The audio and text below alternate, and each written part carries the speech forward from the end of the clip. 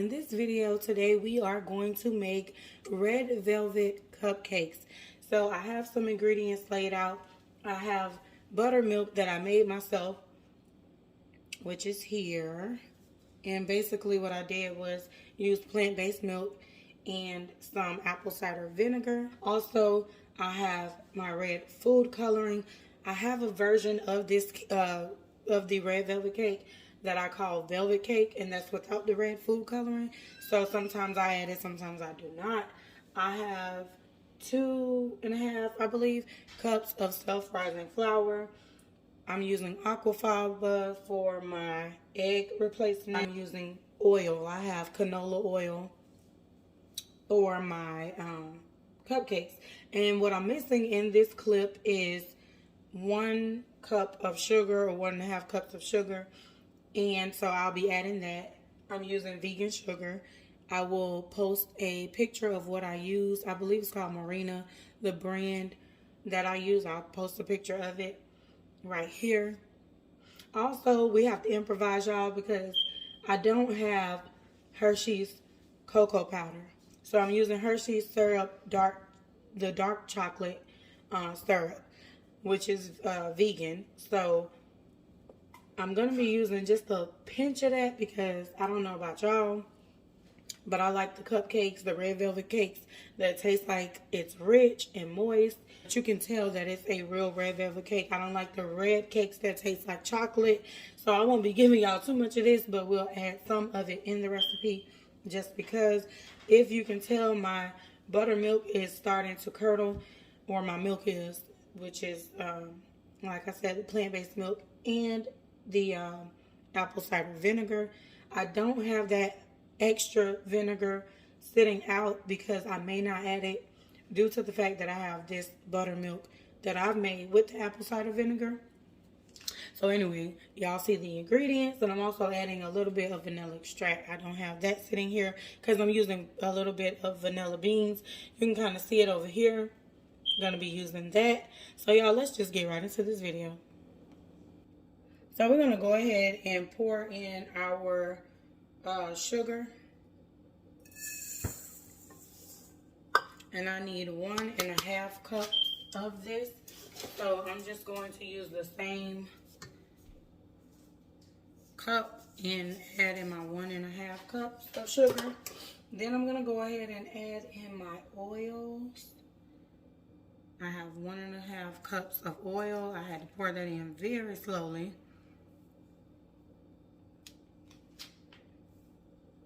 because I did spill some of it.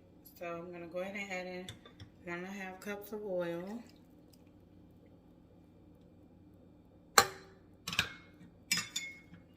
Set this to the side. And then before I mix it, I'm going to add in my, I'm going to add in a little bit of the vanilla bean. You can definitely use vanilla extract because I'm still going to add in vanilla extract. I'm going to use about a tablespoon or a teaspoon. I don't know, y'all. I'm going to use a capful of the vanilla bean, or 2 capfuls. I be lying. Lord. Flavor it up how you choose to flavor it up, y'all. But put the right ingredients in it. We don't want too much chocolate. So my buttermilk that I made, it has a little bit of apple cider vinegar, but I'm going to go ahead and add a capful of the apple cider vinegar. Half of a capful, y'all, barely. I don't know, let me just do a capful. Y'all, never really measure anything, but trust me, I've done this quite a few times, and it's super delicioso. So at this moment, I have my sugar, my oil, and instead of me adding in the egg right now, quote unquote egg, which is the aquafaba, I am going to go ahead and mix this up.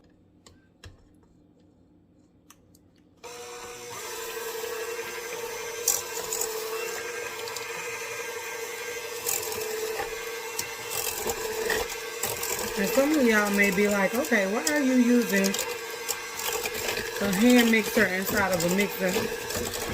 Well, I just just find that the hand mixer is so much better now. The bigger question is, why do I still have it attached and not just have the bowl? So the answer to that, if you're wondering, is just simply because I didn't know if I wanted to use the mixer or not. So anyway, I'm going to go ahead and add in my aquafaba. Not going to use the whole thing. That should be good enough. After I mix in my flour, I'll know whether or not that was enough. You know, I'll know whether or not I want to add more to it. And y'all, like I said earlier, we have to improvise. So we're going to use a squirt of, and that was probably a teaspoon. We're going to use a squirt of the chocolate powder. I'm sorry, we don't have the chocolate powder. So I'm using a dash of the Hershey's dark chocolate syrup. And that's what you call improvising, because I didn't have it. So I've already sifted my flour. You do not have to sift your flour. That's just what I like to do when I am baking anything. So like I said, yeah, I sifted my flour. And now I'm going to go in with some of my flour. And I'm going to do flour, buttermilk, and end with the flour.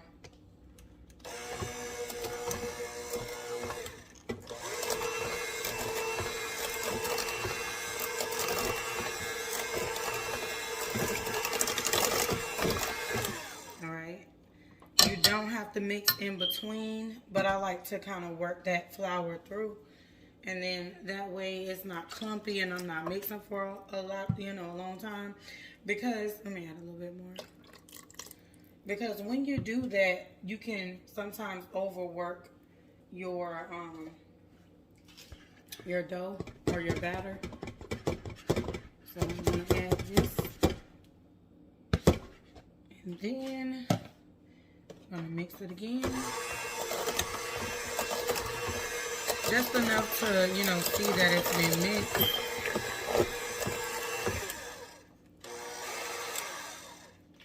Now I'm going to scrape down the sides of the bowl. At this point, I'm gonna go ahead and add in my red food coloring. Y'all, this smells so good. I'm gonna go ahead and add in my red food coloring. Some people may be wondering why I waited to add it in. I just find that this is a better way for me to blend it all and just see what I'm working with. See how much of the red I want to add, you know, and that depends on how brown it is, which it shouldn't be too brown. And I'm going to keep this on a low spin because I don't want to splash all of that food coloring everywhere. So I just want to get it mixed in really well, just enough to say, hey, okay, it's blended in, it's mixed in with everything else. So there's no super liquidy spots to where when I turn the mixer on, it tends to blow everywhere. You know, if that makes sense to y'all. I just kind of found my own way of doing things as time went on. I added the rest of my buttermilk, and now I'm just going to go in with a little bit, or the last bit of this flour, and mix until it's evenly distributed.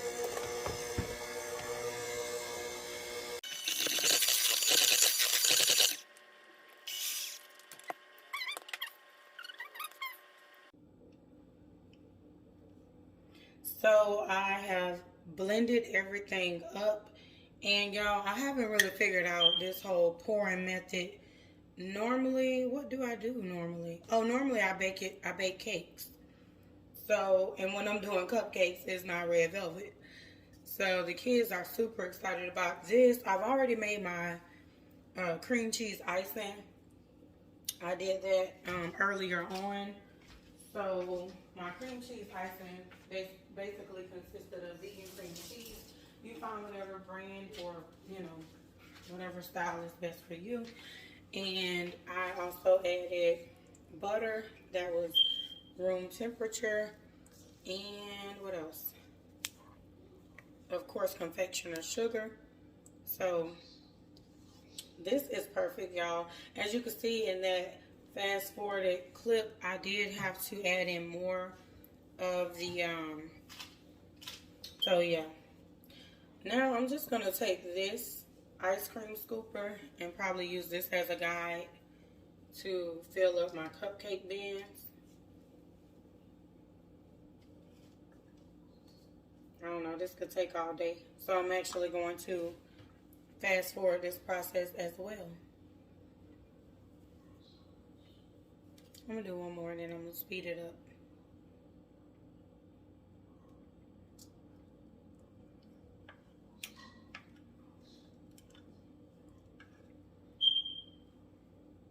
Kind of thinking to just use this.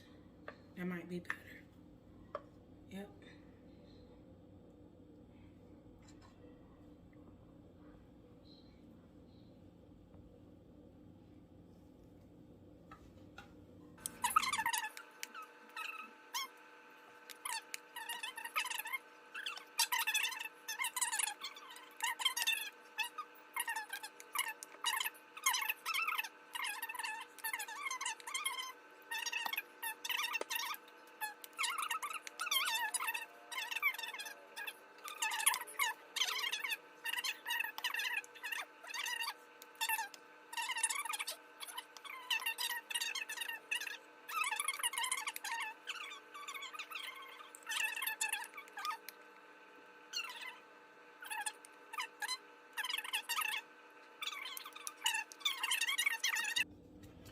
So these are the cupcakes. I kind of want to go in and make sure everybody has an equal amount.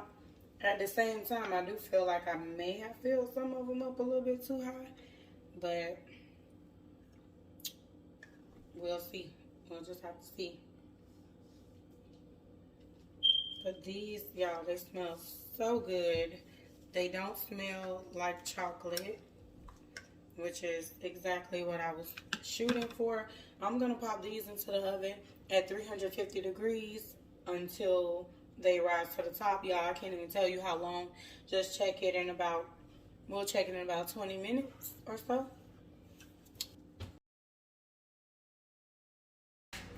So if you decide to try this recipe, please be sure to let me know what you think in the comment section below. Don't forget to hit that like button and don't forget to turn your notification bell on. Like, share, comment, and subscribe.